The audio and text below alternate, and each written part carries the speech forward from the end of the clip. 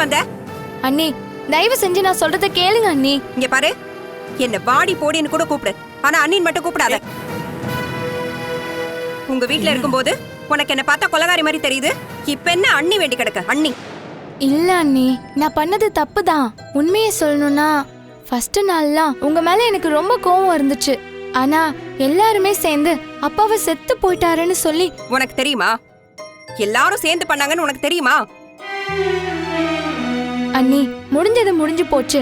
அதையே திரும்ப திரும்ப கிளறி இது பண்ணிட்டு இருக்கீங்க. நீங்க சேர்ந்து பண்ணலனாலும் உங்களுக்கு தெரிஞ்ச விஷயம் தானே. ஏன் நீங்க நினைச்சிருந்தா அதை செய்ய வேண்டாம்னு சொல்லிருக்க முடியாதா?